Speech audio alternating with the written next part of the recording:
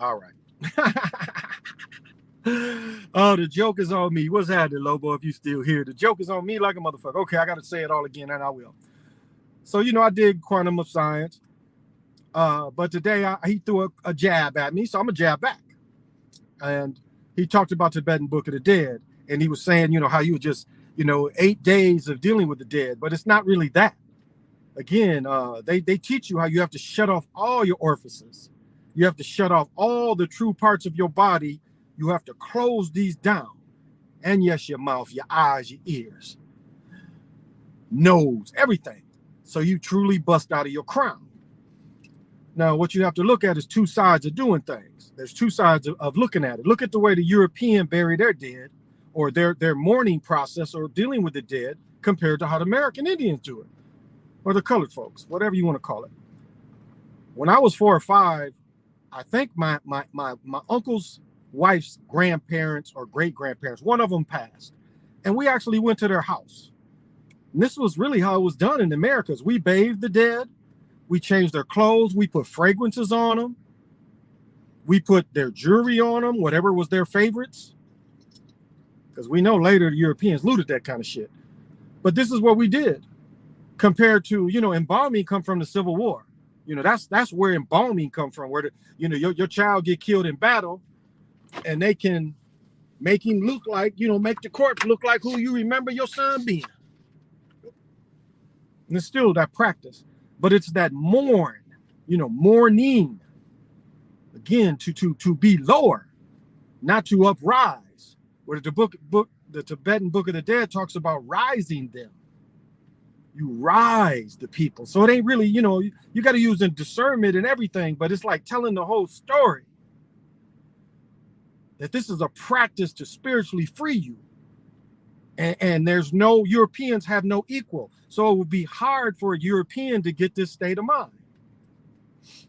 So I tell the whole story. I don't, that shit ain't for everybody. Some people could read it and don't get anything out of it.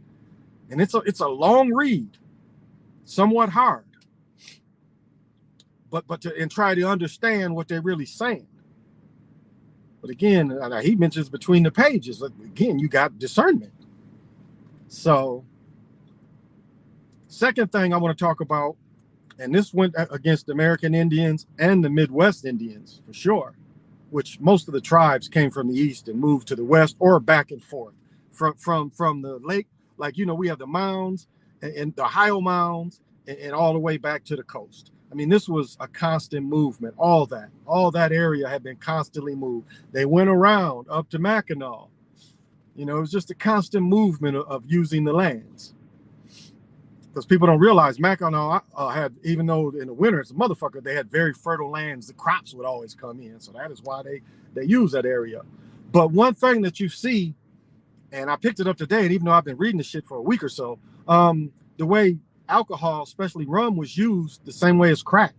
I mean, at some point, they had American Indians, motherfucker wouldn't want to feed his family. He would go out and get furs and small game or whatever and trade that shit for some alcohol. And these motherfuckers, very few of them could really just, casually. It was like, they talk about one woman that just drank so much she gave herself alcohol poisoning. I mean, again, back then you would get a big barrel or a smaller barrel. And it just devastated the people. They just talked about the people just laying in mud. And I don't think they make this up. But again, it was a weapon. It was a weapon the same way as crack was a weapon, the same way for some heroin is a weapon. And so it's like, people always talk about, the blankets and shit spreading disease that way. But they saw that these people had no tolerance for this thing. They had no tolerance at all. And so it was entirely used as the same way as they generations later used crack. No denying that. No denying that. And so when they evaluated the people years later, they knew that this kind of thing, the addiction possibilities. Hey, Derek, what's happening? Yes, definitely the Hero Twins. Hey, thank you for the good vibes. Thank you, Ben. Thank you for joining, Jody. And so if you study history, you see this. But yeah, I don't know if you can see like these vehicles behind me. We got a good 5 inches of snow. Good 5 inches, but far less than what was predicted, which was 12 inches last week. So far less. So I'll say it like up north, they got damn near a foot, which ain't that far. Like 55 miles. I guess that would be west of me, up where the other outlet is in Alexandria. They got almost a foot, if not more, and they got what we just got. We got about 5 inches. Yeah, it ain't too bad. You should have seen the drift. The daddy wagon pushed through that shit. Because I looked, I was like, I might have to hit it. And then once I felt the grip, once it hit the snow, tires got like claws, and I was just able to back up. But picking the biddies up, I mean, definitely couldn't walk today. Blowing winds, kind of hard. I guess another thing I wanted to bring up, and I only got about a few minutes to go. I'll go about 10, 15 more minutes. Is being people's champion. I think that's something that's not really looked at. Is like who do you champion? Who are you the champion of? Because it's like I mean, music can almost be like that. As I said before, music can move and also remove. That's why with my singing my singing bowls and my chimes and the bells, I try to move and remove at the same time. And you can champion something like that because you can use something like that and help other people. I mean, champion ain't just win losing. It's not just that. That's how they put it upon us, but it's not always that. You can be a champion of your people. And what did you really win? You see, spiritually, you could be a champion of the people. And what did you win? And I know it's not used like that, but that is really part of its usage, part of its meaning, part of its energy. And so what kind of things do you champion? In some way, I could say, feeding the homeless. I champion that. I'm one of their champions. I make sure to try to help as much as I can because really older people, I would say it's more hungry older people than young. I think the idea of young being hungry is really eradicated more than the old. I know because I'm hungry in a mug right now. But it really is. If you go out into your community, you see this time and time again. And what is, I guess, tolling is a lot of you find a lot of Jewish faith people are older that come over here, and then they still get these benefits as they get older. I don't know if that's fair or not. But you see that, like a lot of the Jewish faith Russians from the Balkans, the Balkans, from those areas of Russia are older, is what I'm seeing, and they ain't been here long. I've lived here for 6 years, and so I've got a pretty good pulse because most of the Russians kind of live north of me in St. Louis Park, because that's where it's a Jewish faith area. Because really what you saw is as more and more people, the north side was originally where the Jewish faith people lived. See, even the system put them on the north side, where eventually also the American Indians that came into the state, where they went, the ones that didn't want to stay on the reservation. And of course, the ones that were enslaved, almost all of them was enslaved one way or another. And then as they left those areas, they settled in what's called St. Louis Park. So to be so south, it's interesting. It's about 3 years ago you started seeing them, but a lot of old, which is interesting that they would let them migrate here or giving visas. Again, a visa is supposed to be a person that has a skill outside of what American would have, especially working visas. Yes, NASCAR is definitely scripted. If you even look at what they call when Dale Earnhardt crashed, Dale Earnhardt wasn't going to win the race. Darrell Waltrip ended up winning the race. That's who he helped. And then look at the time when he crashed. I mean, when he crashed, I watched that race, and then again, he didn't wear that brace that they all wear. That's what they say killed him. I think they said that either here or there. Like when you see them take their hands off the steering wheel, if you hold on to it when it crashes, it'll break your arms or break your hands if you hold on to it. But Earnhardt either did this and impaled himself or boom. But he didn't have that restraint they wear. They say he was grandfathered in and he didn't like it. But that seems like an excuse of a person probably and possibly, sacrificed as well too. But yeah, NASCAR has always been. I had a knack for that shit back in the 80s. I used to bet, and like we would have a bet where if your driver won the race, so we would bet, say 50, But if your driver, like it was just a straight up bet, my person will come in front of your person higher, will place higher. And if they won the race, the money was doubled. And what happened one time was, Darrell Waltrip got on a hot streak where he won 4 or 5 races. I was stinging dudes where they didn't even want to bet me after a while. And so we always see him manipulated. You look at Richard Petty's mark. I mean, again, this was some people were saying just melanated bootleggers. It was all bootleggers. It would even go back to Dillinger. Dillinger, I think, was one of the first crooks to realize if I put this big V8 in my car, these police ain't gonna catch me. Because what he's like, I'm putting out 100 horsepower where these cars 30, 40 horsepower. So Derringer was probably one of the first that used that technology, and that went into the technology of the bootleggers and being able to outrun them even if they're waiting for you, and hyping up the engines. And so then they, you had the mechanics, and that was the relationship between the mechanic and the driver.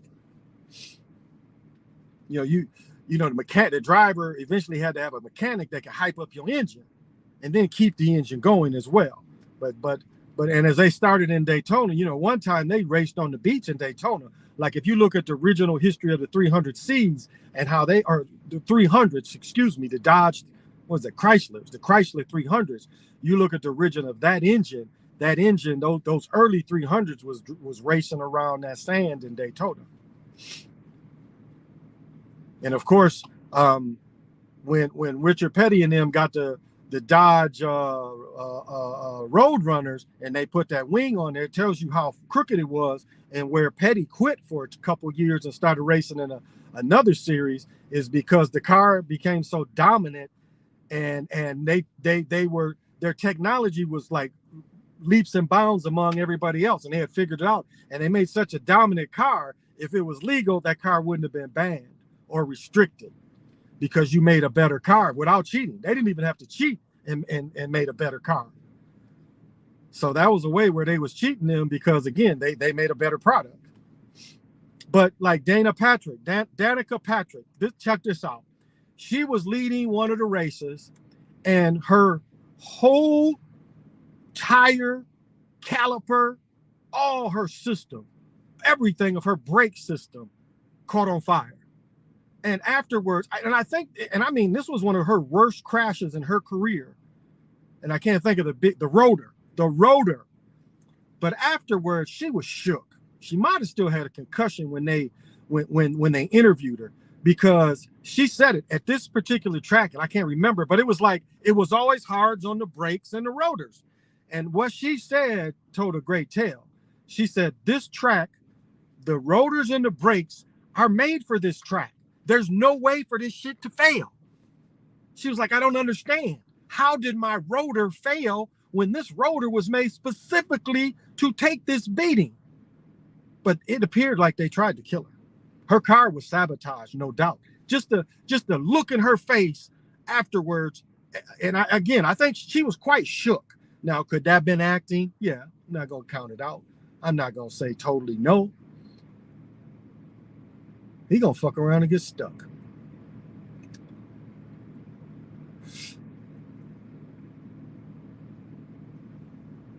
Okay, the front wheel drive seems to be inching him out. But that shows you how they'll sabotage cars. They'll crash cars in a minute.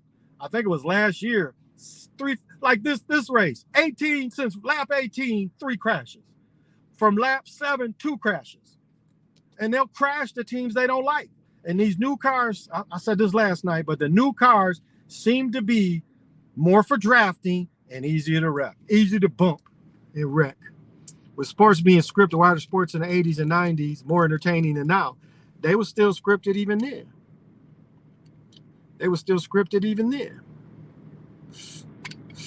Wearing the hands device, and they say he died upon impact of the wall. Exactly. Yeah, exactly. Like I said, I watched that race. It's been scripted since the 80s and 90s. It's been scripted longer than then. I believe the Daniel crash was at Bristol. Okay, might have been at Bristol, but that interview had her shook, because I mean, they showed her rotor was burning. Her rotor was burning by the time you saw the tire light up. You saw that rotor light up because the tire gave way, and you saw just that rotor, and that rotor was on fire, and her brakes, and very well could have been Bristol, but it was like she was like, I don't understand, because she was leading. She was first or second. I think she was leading. That's what they do. They sabotage your car, and you see movies show this too. You see movies like one way they fixed the thing at Daytona or Le Mans, the 24 hours of Le Mans. Remember in the Ford building, they told the one Ford driver, Super Sly said his name, but that dude was winning. And they was like, well, why don't you tie? And then you know, we all come a tie. Well, by him tying, he gave his partner, you know, one of his teammates who won. They lied to their own driver so this other dude could win. Lied to him, telling me slow down, it'll all be tied. Where in fact, by the time they gave it to the other dude, fuck the dude. So that, I mean, that shows you all of it is scripted. Olympics, you can't say Olympics, eh? I mean, I think Jesse Owens ran the fuck faster than them, so they ain't really have to script that shit. Like the young girl they fuck with. They fuck with the young girl, and then she couldn't, she couldn't really skate and didn't do her best. But you don't think all that stress has something to do with it? And she could have sabotaged herself. I mean, that they do that too. You know, fuck up on purpose. You know, they like looking at their bank account like ching ching. It's like, okay, I don't need to win. They understand. She only 14, 15 too. She coming back. 4 years, she only be 19, 18, 19. Look like my daughter's head. Nope, the teacher still. My daughter tall as that teacher. So yeah, of course it is. You know, and it's just so funny. Their Super Bowl is their first race. That is so funny. And like Lobo did the research on, you know, showing how they'll fuck over a person, don't even, you know, they have the points or hold their points. Bubba Wallace shit was so scripted. Even this is the second time he came in second. Hey Dread, thank you for the kind words. I rewatch games and matches from 80s and 90s, but it's hard for me to watch anything like from the past 10 years. A lot's not just entertaining that way. I don't know. It looks so fuzzy. You know, that's the thing. What's happening? Hey Chris, thank you for joining.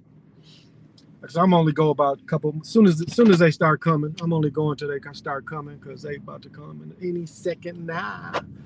But yeah, of course. I mean, you know, you look at the history of all sports, and it's always, you know, like Jack Johnson talking about when he finally came back to America.